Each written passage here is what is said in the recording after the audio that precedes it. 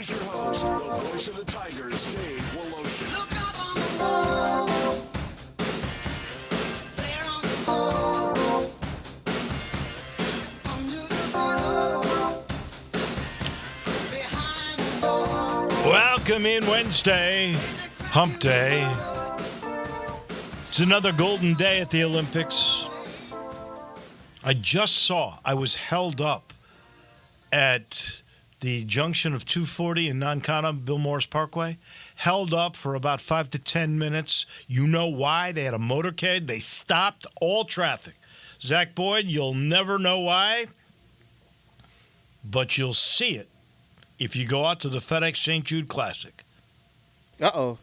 They moved the FedEx airplane that they bring every year that's out there by 18 behind the stands, and they honor a St. Jude patient. Today was moving day, so they moved that plane from FedEx to the golf course today. Stopped all traffic. That's kind of It's important. big moment because that's like, that's a little like media days for college football. That's really the first feeling that, here we are. Well, when they move that plane, we know it's right around the corner. In fact, a week from Wednesday, right? We're out there. Yeah. A week from today, we will be out at Southwind for our coverage of the FESJI. So that'll be a lot of fun. Shy Sox win. I told you they would get it. I knew they weren't going to match Philly or even the Kentucky Colonels or the Louisville Colonels back in 1889.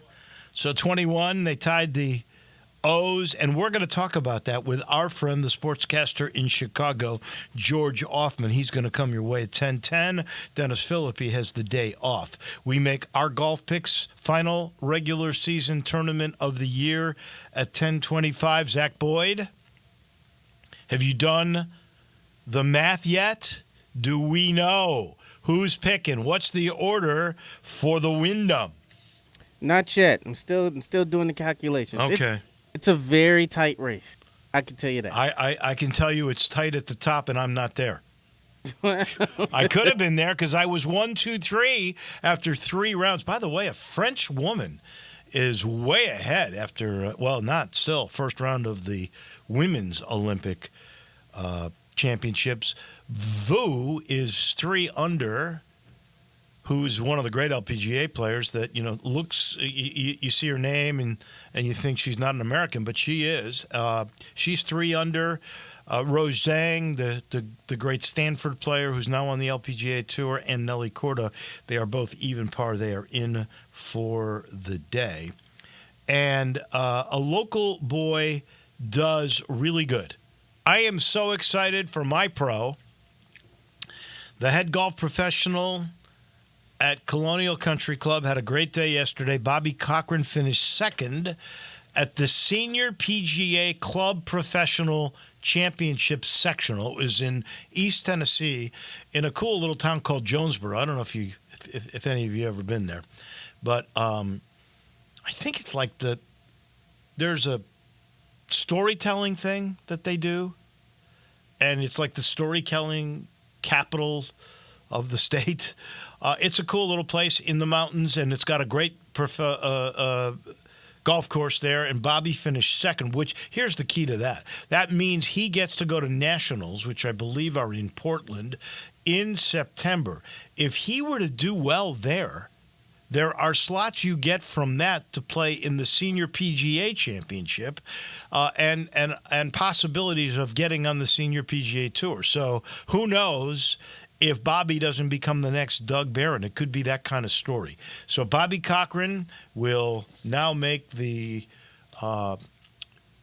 Senior Club PGA Championship in Portland, and there could be some great things if he were to do well there. And he told me the last time I saw him, his game is really, really good. So many great stories at the Olympics yesterday. I'm going to start with the mile, the 1,500 meter, which is under a mile. And last year in Tokyo, 3 years ago, There was a finish of 1-2-3. A Norwegian led the way. He's the best at that distance in the world. I think he holds the world record. And he started things off to a blistering pace. And for 3/4, maybe 4/5 of the race, the order that they finished in Tokyo, 1-2-3, was leading 1-2-3. Here come the Americans in horse racing parlance. Here they come, spinning out of the turn, or down the stretch they come. And the Americans are coming on strong, and Cole Hocker, who was the biggest of the underdogs of all the Americans, ends up winning with an Olympic record, knocking off the Norwegian and all of the other stars. And yet an American who also finished in third, so 2 on the medal stand. Hocker the winner. That was dramatic. That was unbelievable.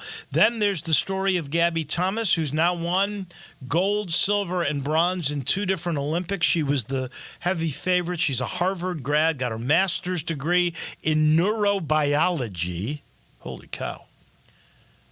And she, as a favorite, pulls away at the end and wins the 200. We'll see her in the relays along with Sha'Carri Richardson. I'm looking forward to those. Then there's the story of the youngest wrestler, Greco wrestling, in the history of the games. 20-year-old Amit Ilor. Delightful girl, tough as nails.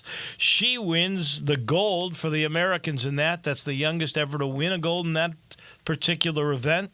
I think maybe the first American ever to win it. That was outstanding. Then you had the men's hoops. They torched Brazil. That game was never close. First, the star to get you to pull away was Kevin Booker. Then Joel Embiid, with boos every time he touches the ball, took over. He was fantastic. Again, LeBron, 12 points, 9 assists. I don't know how many rebounds, 3 steals. He's just unbelievable. And then you had women's soccer, who in extra time beats Germany. It was a fantastic game. I mean, a fantastic game. There was a save by Alyssa Nair with her foot. She kind of got fooled. She went up thinking it was going to go upper left corner, and it was actually right by her feet, and somehow she kicked the ball away. This is after the U.S. is up 1-0. That was the save that ended up winning the game. The goal by Naomi Smith was just fantastic. And then you got Naomi Girma as the defender. She is so steady. It was delightful. All those events were just outstanding. It was another great day in Paris. You could say it was a golden day in Paris. It could be golden for you if you head to I-40 and Wooden Road, because the summer party sale's still going on. I thought it would end come August, but no. Lindsay and Billy, they're saying, come on by. We're still doing the 24-foot above ground pools for under $2,000. We're still doing those 4-person hot tubs that are so popular. It's really great with 2. Under $3,000, you can get the play gyms for $1,000 off. Please get the installation by the pros. And you can still get 50% off all the newest patio furniture with the new designs, all the newest fabrics that last forever. They are still 50% off if you get to I-40 and Wooden Road. That summer party sale still going on at Family Leisure. Let's go to Chicago. My good buddy, author, sportscaster, George Offman, standing by. Chi Sox win, but here's the question for you, seriously. You've covered baseball as a professional, as a reporter for 50 years. Right about that. You've been a fan for 65 years. Have you ever seen a worse team than this edition of the Southsiders? No, and really they're worse than the 1962 Mets, whose record I would the next assume question. they're going. Yes, well, because the Mets were an expansion team and the White Sox are not. Right. And that's the difference. But, I mean, they're so bereft of talent. I mean, basically, we're talking the other day, how many players do they have now that are really major leaguers? You have Luis Robert, Yeah. Andrew Vaughn, Andrew Benintendi, who hit a homer last night, and I think he's still hitting like 210. Their catcher, and their good lefty starting pitcher, Garrett Crochet. After that, it's a minor league. Who they wanted to move him, right? And then he kind of screwed it up. Oh, he not only did he and his agent screw it up badly. They screwed the White Sox and they screwed themselves. Right. For people who don't know, the White Sox were trying to trade him, and what he told and his agent suddenly told teams is he's not going to sign with another team unless they give him a long-term contract. Otherwise, he wouldn't pitch in October.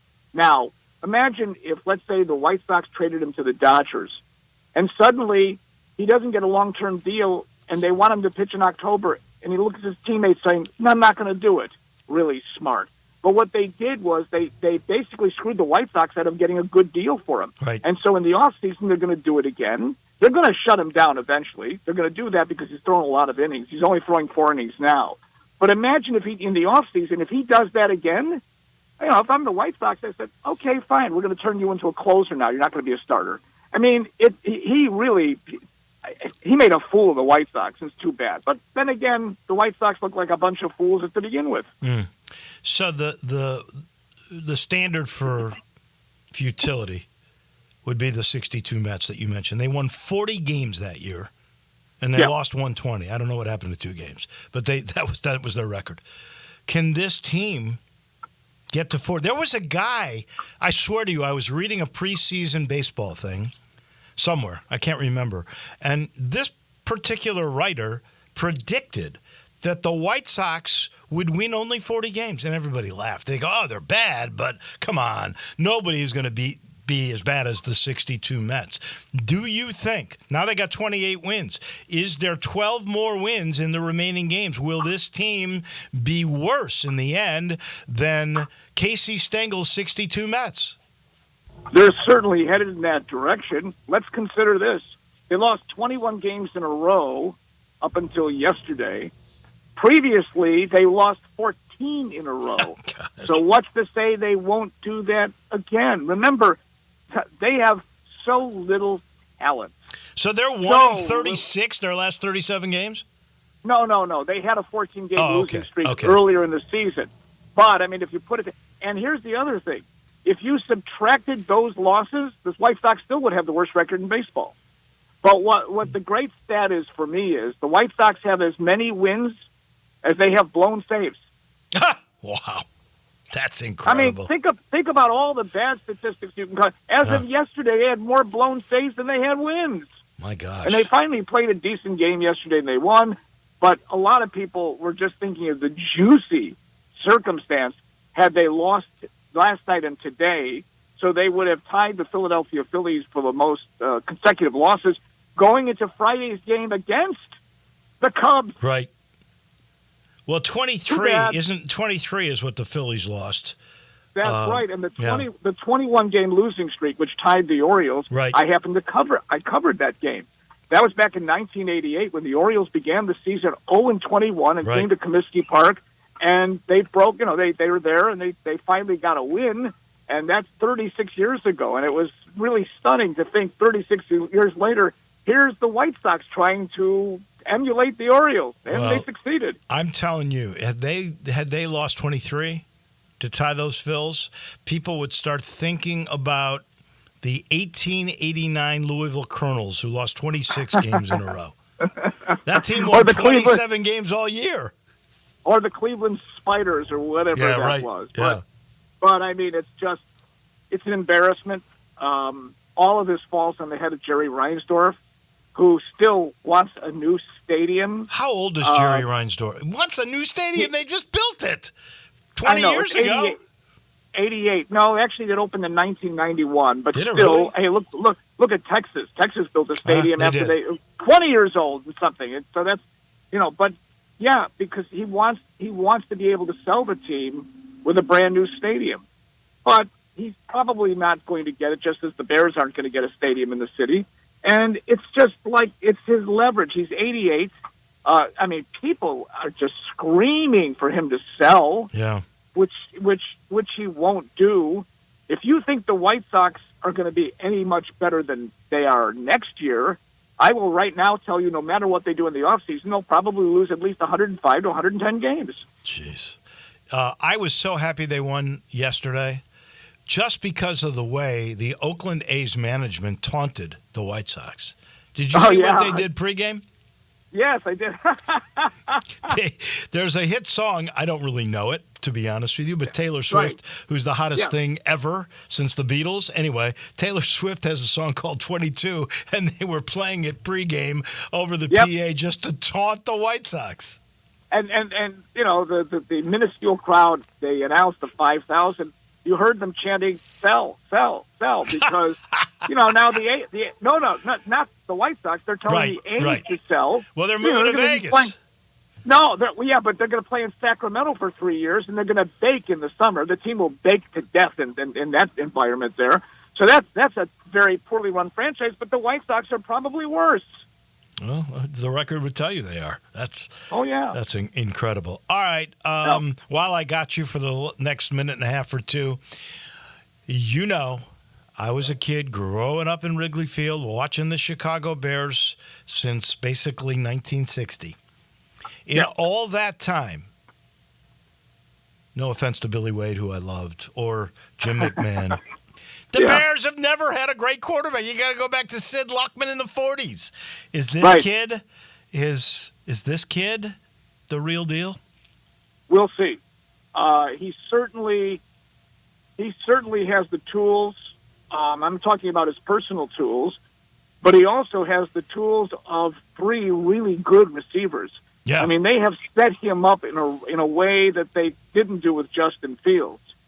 And you know, look, it's rare for rookie quarterbacks to have good seasons. You had the one in Houston last year. That's an anomaly. Right. Peyton Manning, I think, set a record in his first year with 28 interceptions. Yeah. Yes. So there's no way to know, but certainly he has leadership qualities. He's very popular among his team. He's got it. The question is, will he be able to do that as a professional in his first year? The offensive line is still a bit of a question mark. Well, I think it's much improved. I think they've given him a better line than they gave Justin Fields, who was consistently running for his life. Yes, but they've also given him, you know, quality receivers. Oh, yeah. You know, I mean, they've got 2 All-Pros, and then they got Roma Dunze. So they have that, and they've got a pretty good running back as well. Their defense has been upgraded. But they're also in a division where you have the Packers and Jordan Love. You've got the Lions, who are certainly a Super Bowl they're contender, the pick. Yeah, and they're the pick Vikings. of the division. Right. So and guess what? They don't face any of those teams until Week 11. What? The NFC North does not begin competing against one another till Week 11? No, I don't think, can't be right. I don't think doesn't. The Bears don't face. Did they face the Lions on Thanksgiving Day? They have most of their games against those teams in the last 6 or 7 games. Wow. Yeah, something like that. It's pretty close to that. That's crazy. I've never seen it like that. This is the best we might see for the division. The NFC North might be the best it's ever been. It used to be the NFC Central. It finally might be that way. I mean, it's got quality quarterbacks in it. It's got quality teams in it. I predicted the Lions as a Super Bowl team last year. They're certainly a really, really good football team. So even if the Bears are lucky enough to win 10 games this year, improving from 7 last year, that might not be enough to make the playoffs. But let's face it, they've never had a quarterback who's thrown for more than 4,000 yards. That's Can crazy. You think of that? No, never. No. So we'll see. All right. George, as always, we appreciate it. Glad the White Sox won. Boy, you got some crummy baseball in that town. It just is. Just crummy. No, the Cubs.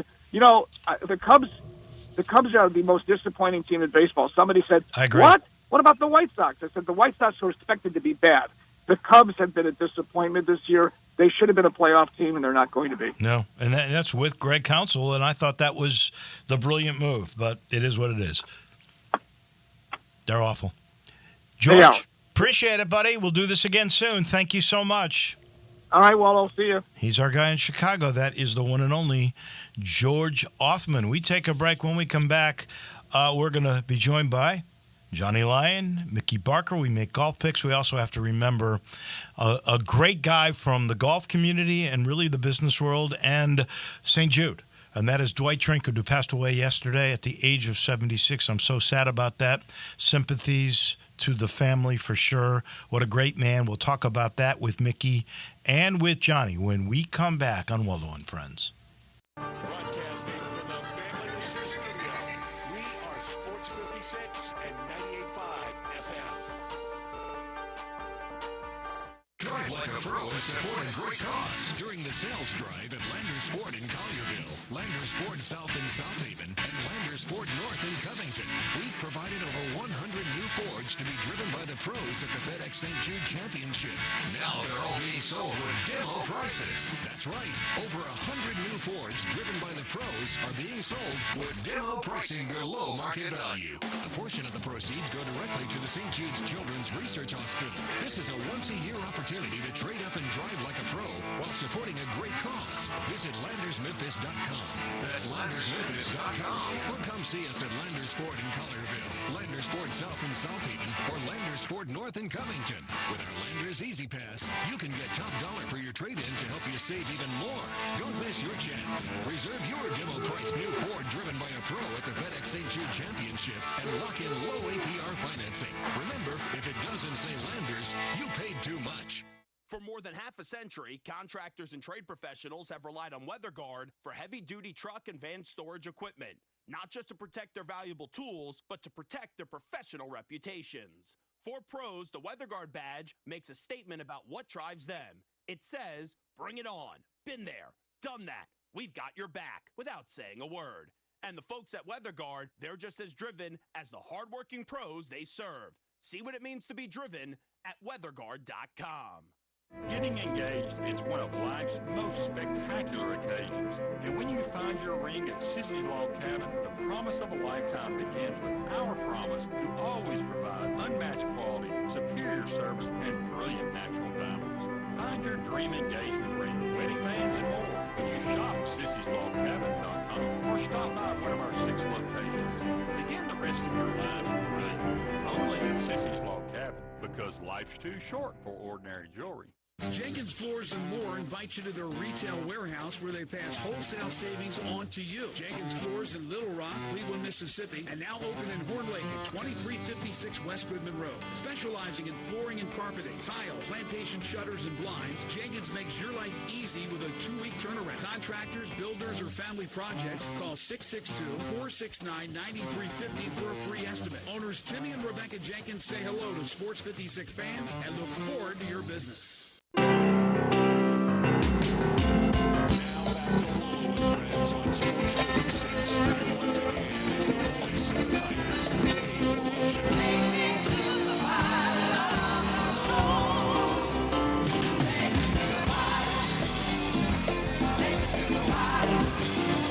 We lost a really good man yesterday. The city of Memphis did. Dwight Trinket passed away at the age of 76. One of the things that Dwight came up with, because he was the very first full-time tournament director of the FESGC, I think kind of went Dwight to Phil Cannon to Darrell Smith, now to Joe Tomac. So you're talking about a number of years here. Dwight apparently came up with, you know, those hush y'all signs? He's the guy that came up with the idea to do that. But he brought, as Jack Salmon said, and we'll have Jack on next Wednesday, by the way, from Southwind. He said that the first guy to ever really bring the tournament into how we know tournaments are done now was Dwight Trinket. I remember Dwight's dad, Don, as the greatest MC public speaker that I had seen in Memphis. He used to MC like the AutoZone Liberty Bowl luncheon and a lot of different things. He was incredible. I always tried to sort of model myself when I did those things after him. Dwight wasn't as gregarious, but Dwight was a behind-the-scenes guy that did so many great things for St. Jude. I believe he was one of the guys that started that marathon. had the idea, and that's become, I believe, St. Jude's #1 fundraiser. He was in the St. Jude Sports Marketing Department for a while.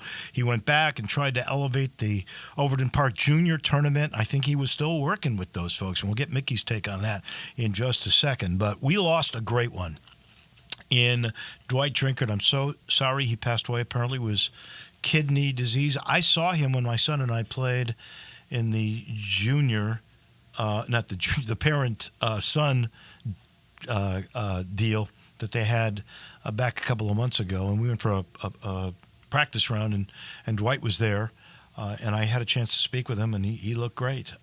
So just so sad sympathies and condolences to his family for sure. Let me start with Mickey Barker. Maybe Johnny Lyon's got a Dwight Drinkard story as well. Mickey, this to me was sudden, maybe not so much to you. I know he was working with you guys. Your thoughts on a great one passing away? It was. It's a big loss to the golf community and Memphis as a whole. Dwight was a fixture for golf, especially for us with the Overton Park Junior. He was running the tournament, in July. I saw him on the Wednesday of that week. He came out and we were talking and apparently he drove home and then drove himself to the hospital. So a big loss for us, and I hate it. Me too. Really and truly, we use this too often, a great one, but honestly, you look at his accomplishments, there's no question about what he did for everybody. Let's bring in Johnny Lyon. You got any thoughts about the passing of Dwight Drinkard? I remember him very well, and he put on some great media days that I don't think they continued that through the recent years. But he made sure that the defending champion came over there and played with all the media on one hole. Usually it was number 11 at Southwind. That was a great experience to get to actually play one hole with the winners. And, of course, you can't forget Phil Cannon and Joe Trebo. Yeah, I really thought all three of them were awesome. No question about it. We're all sad. We're all going to go sometime, and I would just say this: Dwight was an incredibly life well lived, and he's going to be missed. No doubt about it. All right. Absolutely, the most organized tournament coordinator I have ever met in my entire golfing career. He ran first time I ever met him. He was overseeing a tournament we had at Galloway, and he came in and it was just a dream to work with because he had his notebook. He said, "We're going to do this. You're going to do this, and this." And that's the way it went, and it was perfect. Wow! So it was awesome. So did you take notes? Are you going to follow his path? I wish I could. I just can't be that organized. I don't think. All right, let's move on to Audubon. It's a week older now. What's play been like? What are the reviews that you're getting? Everything is everybody's saying, "Wow, this is great. This is great. Fantastic." They're voting with their feet. Almost every day is full. We did in the first 4.5 days, which would be Thursday, Friday, Saturday, Sunday, and half a day on Monday. We've done over 1,050 rounds. Wow! For 4.5 days. Incredible. Just great numbers.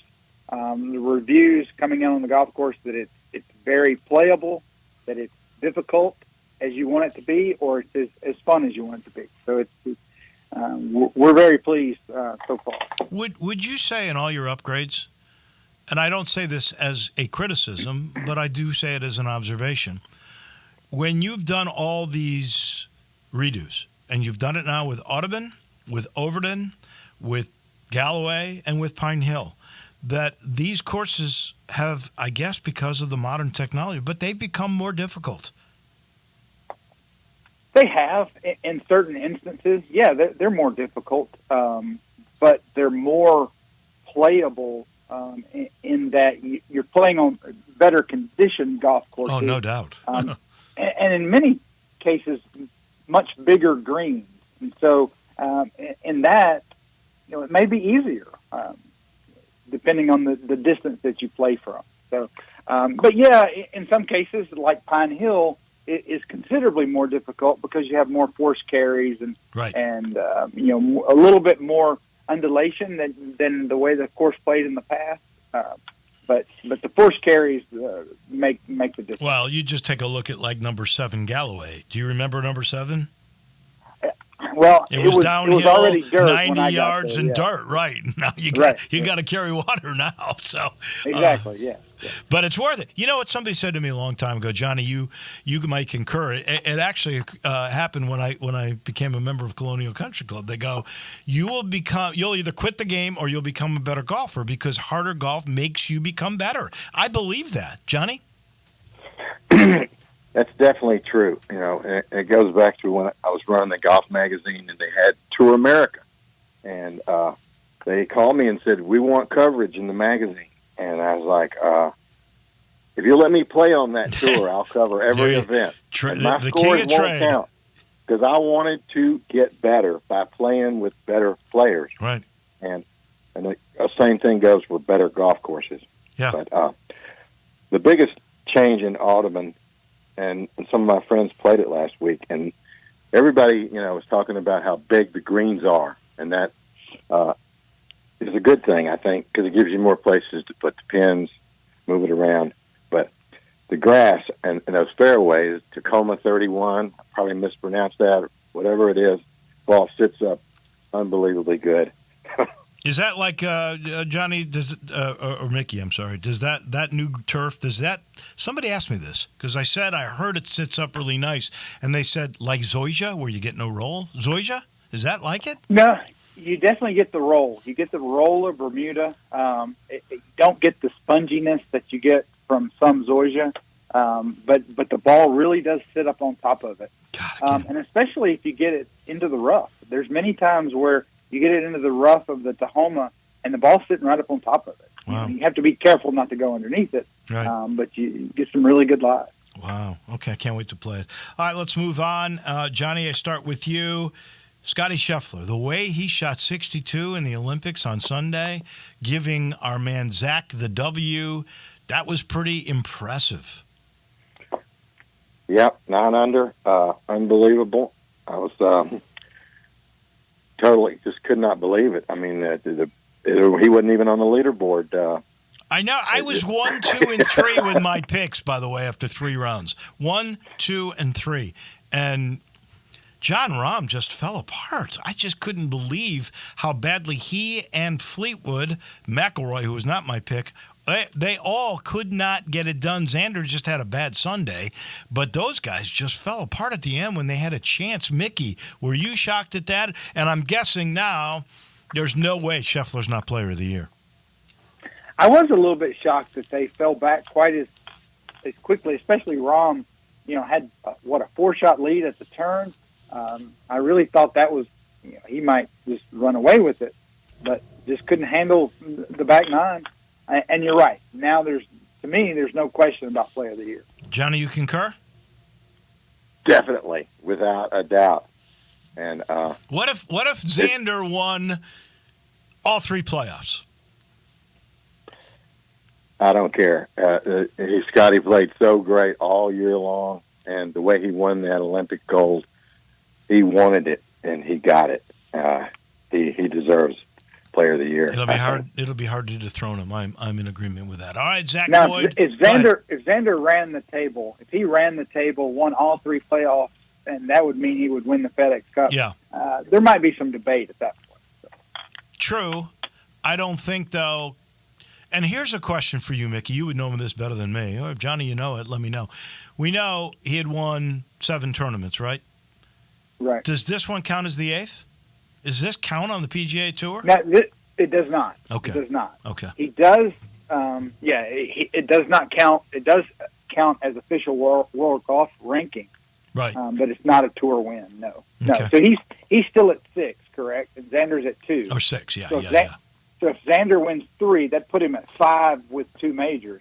Now now we're close. Yeah, but nobody's run that table. Nobody's going to win three in a row like that. That would that feel from 70 of the best down to 50 of the best and 30 of the best? No way. I just that would be something for sure. All right, Zach Boyd, where do we stand? What's the money? Who is picking first this week? I think I could put my name in. Yeah, you just go ahead and put your name in first, or you're picking first at least. What do I got? You're at 19.7 million, Dave. Man, okay. So we're basically all within like $1 million. Really? Oh, yeah. Wow, okay. Johnny will be picking second at 20.3. I'll be picking third at 21.9. And Mickey will be picking last at 22.7. Wow. Mickey continues to lead, 22.7. All right, we are close. I'm $3 million away, but with the playoffs and that money, lots can happen. That is for sure. I think I'm going to go down the list because I just have a hunch here. I am going to pick the left-hander, Brian Harmon, to come out of his slump. I don't know why I'm doing this. I just have this crazy hunch. Johnny. Yeah, it's kind of the tough to pick this week. Got a limited field. I'm going to take. There's some good players. Yeah, there's some good ones in there. I'm going to take Sanjay M. So you're going with the number one guy on the power rankings. Zach, who you going with? Let's go with Ashke. B.I. Oh, wow. Okay, so you're going down the list too, and you're going with the American, who I think is going to be a great player in the end, Batia. So he is your pick, and that leaves Mickey. I'm going to go with Jordan Spieth. He's got to play good at some point. See, you know what? Here's my deal. I understand that. He's like 3,500 to 1. You know what? He's got a wrist injury. They're talking about surgery. So I'm scared of Jordan Spieth. That leaves Billy Horschel for me. Thank you very much. I'm taking Horschel, who by the way, I picked, I think a week or two ago. I picked him, and he didn't play. That was costly. Johnny. We're going to take Davis Thompson. Oh, wow. You're going with a long shot there. Yeah. Okay. I love that pick. He was a lot of the experts' picks were picking him. I guess horse for course at this Wyndham. That leaves Zach. You are up next. Let's go with Cameron Young. Cam Young over. I thought you were going to go Cam Davis because he's high on that list. All right, Cam Young. You've got him, Mickey. I'm going to take Keegan Bradley. Keegan. Okay.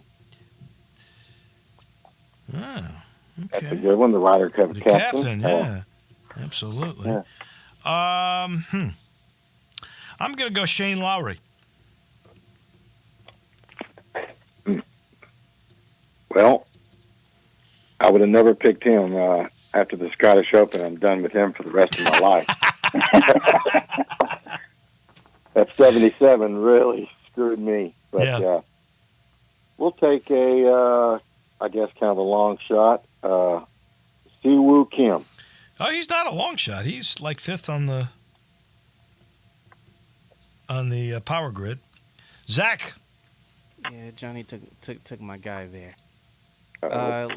Let's stick to the board here. Let's go with Robert McIntyre. Oh, I am amazed Johnny didn't take Robert McIntyre, to be honest with you. He loves him and Denny McCarthy. All right, last pick, Mr. Mickey. I'm going to go with Minwoo Lee. Minwoo Lee. Yeah, nobody. Time to get it done. Yep. All right, so I got Harmon, Horschel, Lowry, M, Thompson, Kim for Johnny, Batia, Young, and McIntyre for Zach, and then Mickey's got Jordan Spieth, Keegan Bradley, Min Woo Lee. All right, Only 3 million separating everybody. Good luck, gentlemen. Thank you for being on. We'll start with the playoffs. We'll be at FedEx and Southwind next week, so it'll be kind of a fun show. Looking forward to it. Sounds great. Thanks, Dave. Thank you, Mickey. Good deal. Thank you, Johnny Lyon. Thank you, Wolo. And Bye-bye. by the way, the golf picks brought to you by Memphis Public Golf. Go to memphispubliclinks.com. You can make your tee times. That, by the way, is the only way that you can link on to play Audubon. For the first month, the only way is to do it through the computer system at memphispubliclinks.com. And you can do the same for Galloway or Audubon or Pine Hill. Go check out that brand new, beautiful clubhouse. Memphis Public Golf. It's an amenity. The city knows it, and they've really delivered for you.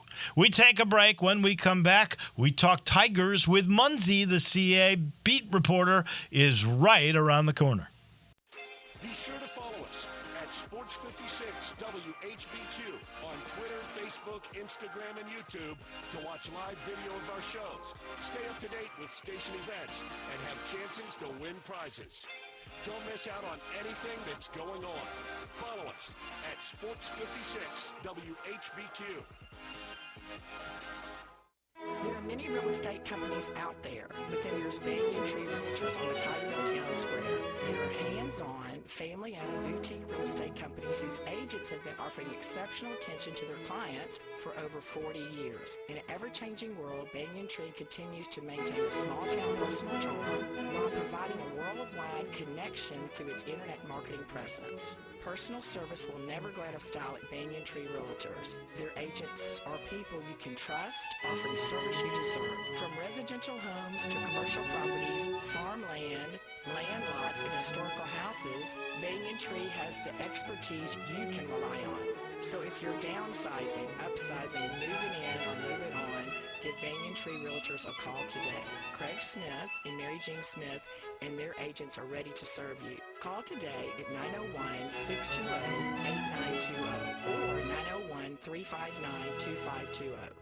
I'm Gary York. I'm the service director at Lexus in Memphis. Our service department wants to be more than just a place where you get your oil changed. We do glass repair, windshield replacement, recalibration of your camera and sonar systems, even wheel repair, tire replacement, all the things you would expect from a luxury automotive dealer. Please check out our website. You can schedule your appointment, check out our specials, hours of operation, or if you'd like to do it in person, please reach out to one of our associates at 901-271-5199. Don't be surprised this week to see other jewelry store owners shopping at Genesis Diamonds. They'll be taking advantage of Genesis' most aggressive offer ever. All jewelry and diamond engagement is marked down an extra 20% below Genesis' everyday price. That's right. The vault is open, and we're selling the finest handcrafted diamond rings at rock bottom prices. Now for a very limited time. The GIA is the gold standard of diamond ring, certified accuracy and documented quality, so you can buy with confidence. Every Genesis engagement ring is included in this gift bag from 8 carat up to 20 carat stones. Shows, scrolls, and butterflies, special conspirations, and consequences of business. Extreme value price on a GIA. Purchase engagement ring. Selection against Genesis Diamonds. GIA diamond extra. Save an extra 20% on this pair of precious diamond rings and all for a limited time. Exclusively at Genesis Diamonds. The best golfers in the world are coming to Memphis for the WGC FedEx St. Jude Invitational. Sports 56 and 98.5 FM will be broadcasting live at TPC Southwind throughout the day, Wednesday through Friday of tournament week, keeping you up to date with the latest tournament news and talking with the players and officials. Our coverage of TPC Southwind on Sports 56 and 98.5 FM is brought to you by Landers Ford in Carterville. Also sponsored by Town Village Audubon Park, Wilson's Power Wash, Wade Incorporated, North Mississippi John Deere Dealer, Blue Cross Blue Shield of Tennessee, and Jason's Deli.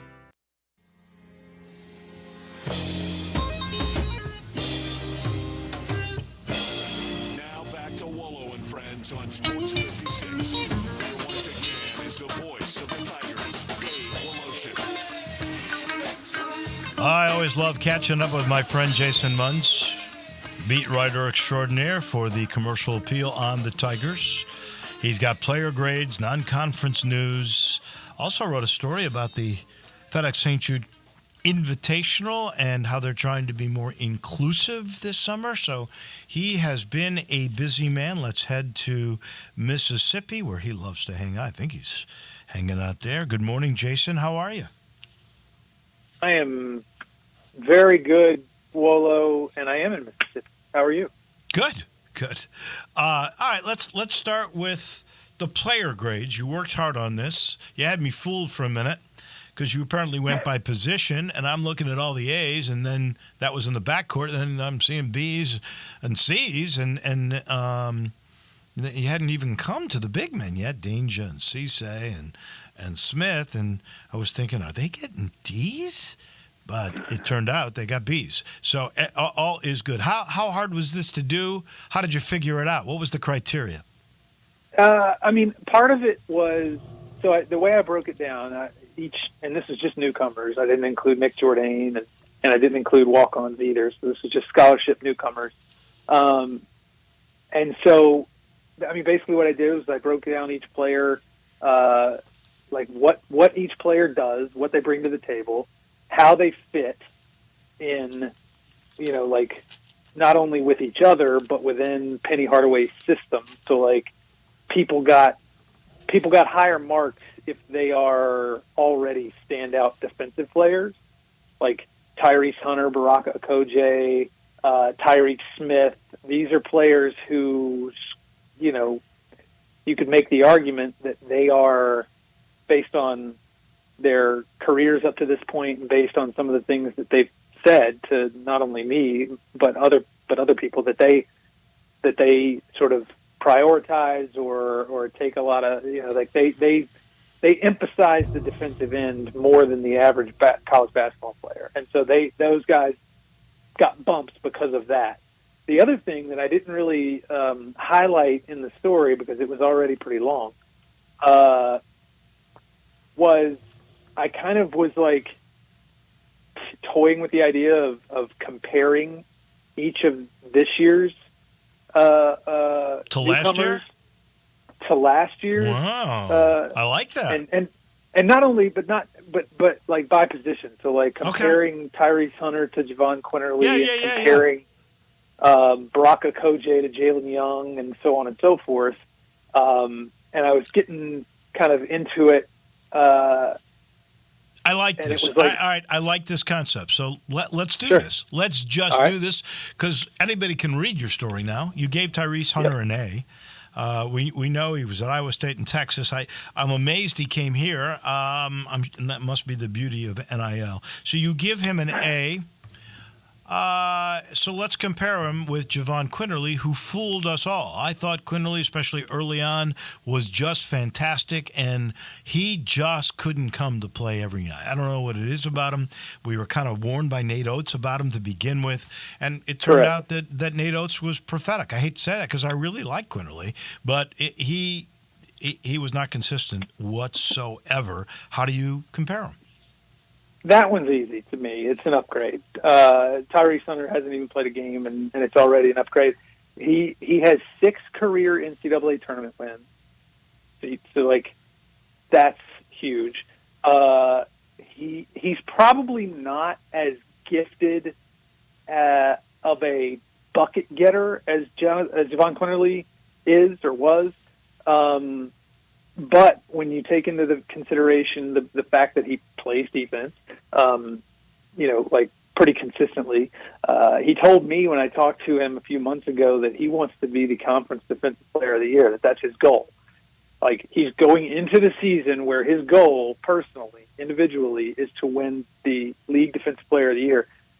I think that's huge to have that type of player at the top of your lineup in Penny Hardaway's system. We know how much Penny Hardaway prioritizes defense, so I think that's a perfect match. But no, I think that's an upgrade. I think he's an upgrade over Javon Quinterly. All right, PJ Haggerty, who I watched, he's a great scorer, and better yet, he's as good as anybody I have seen at drawing fouls. Who are we comparing him with? David Jones, Caleb Mills? How are we doing that? I think we got to go with David Jones just because he is an alpha scorer the way David Jones was. Different positions, probably. David Jones played more of the three than I think P.J. Haggerty will. I think P.J.'s going to play more of the two. So I think taking all of that into consideration, I think David Jones is a much better rebounder, probably, than P.J. Haggerty. No doubt. But Haggerty plays better D. I get the sense that PJ is going to play better defense, and I think you take other stuff. He's younger than David Jones. He's a more willing passer than David Jones.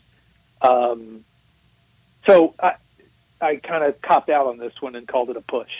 I look, if it's a push, I'm happy, and I don't disagree with that because he's not going to score or rebound. I don't think because we have other weapons here like David Jones did.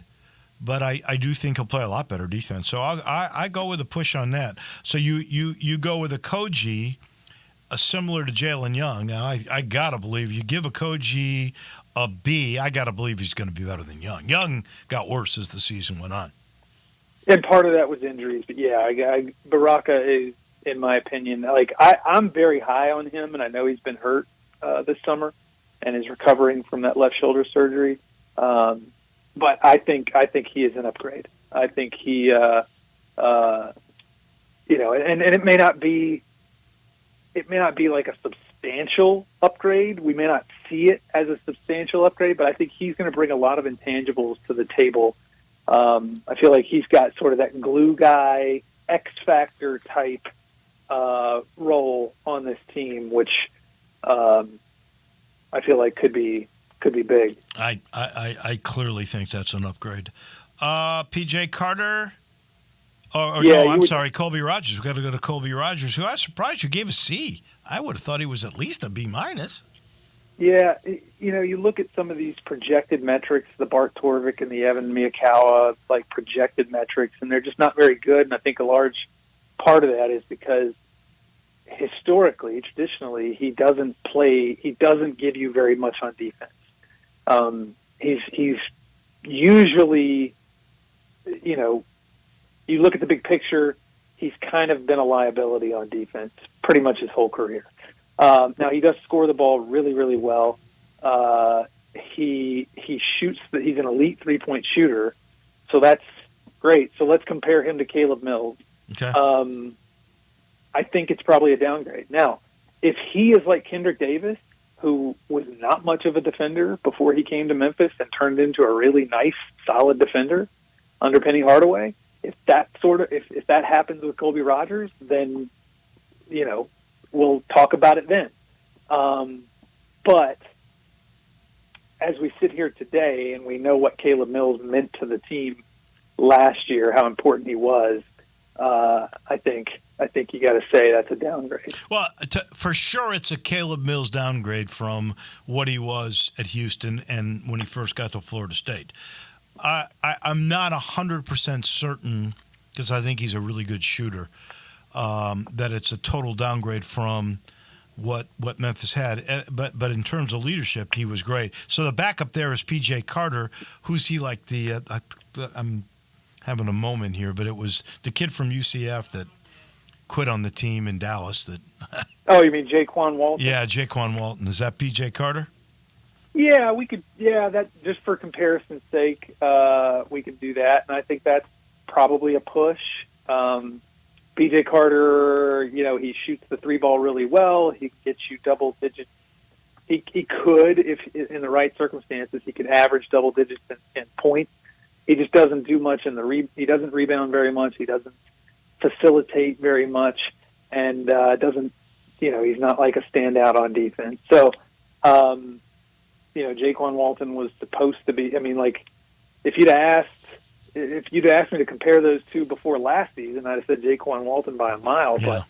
But Walton's mental toughness, I'm sorry, out the window. I don't know P.J. Carter, but I'm going to say that's going to be a wash just because I think Walton ended up being a wash.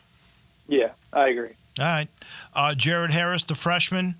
I guess we could go with Carl Sharon Font. Yeah, that's probably the comparison there. And I mean, at this stage, we're talking about two freshmen. Carl never, he very rarely played. You could even maybe let's compare him to Ashton Hardaway. How about that? That's fair. I would say it's probably. I mean, it's so hard to tell because again, he's a freshman. We've got nothing to look back on and compare him to. How about we say this? I don't know Harris at all. Just based on game as a collegiate player and what I've heard about Harris, I would say he's not going to shoot as well as Ashton, but he's going to defend better. I'll bet his foot speed's better. Right. I think he is much more of an athlete than Ashton Hardaway. Now, is he as good of an athlete as Carl Scherenfant was? Ooh. I don't know. Yeah, that's pretty good. Carl was a really, really, really strong athlete, but so we'll just call that one a push too, just because again we're talking about freshmen here. All right, we're going to run out of time, so I'm just going to do this as a group. We've got Tyreek Smith, Dane Danger, and we've got Musa Cisse. So you give Cisse a B-, a B+ for Danger, who, by the way, in that Torvik analytics was really rated high. And then I kind of lost. Tyreek Smith. Tyreek Smith. What did you give him? I think it was a B. I think it was a B. Yeah. Okay. So if we're taking that as a group and we're comparing it to the front court from last season, which we'll call that Malcolm Dandridge, Jaylen Brown, Jordan Brown. Yep. Jordan Brown. Yeah. Almost forgot about him. And he's forgettable. And right, and I guess we'll throw Nick Jourdain in there as well. From talking about last season in the front court. I think you've got to give the upgrade to this year's group. Listen, 100% it's going to be better. 100%. Dandridge and Brown were never consistent deliverers. Brown was terrible when he came back. He looked good in the beginning of the season, and then, he left, and he never came back the same. And then Dandridge, you never knew what you were going to get with Malco. And you got Jourdain back. And Jourdain of the bigs was probably the most consistent guy. Yeah, I just think that what they've done is that with those three bigs, and then you throw in Nick Jourdain too, they all complement each other really, really well. They all have different strengths. Moose is a rim protector and a rim runner. Danger's more of a crafty type guy who's got some athleticism, who is very, very smart. Tyreek Smith is more of like a bruiser, enforcer type, leans toward defense. And then we know what Nick Jourdain is. So, I think it's a very well-rounded group. I'm with you. That and complements each other. I don't know if this team will start 15-2. I highly doubt that because of the schedule, but I do think in the end this team will be a lot better and will make the NCAA tournament. I really and truly believe that. You've written a really cool article about the FESJI and inclusion. We're going to be out at Southwind next week, so you may be out there on Wednesday. I don't know, but we'll have you on. We'll talk about that article when we get together again next Wednesday. Thank you, my friend. All right. Thanks, Wolo. That is Jason Munns from the Commercial Appeal. All right. That'll do it for us. It'll be the usual Thursday tomorrow. Looking forward to that. Johnny Radio is right around the corner. For Zach Boyd, I'm Wolo. Have a great day, everybody.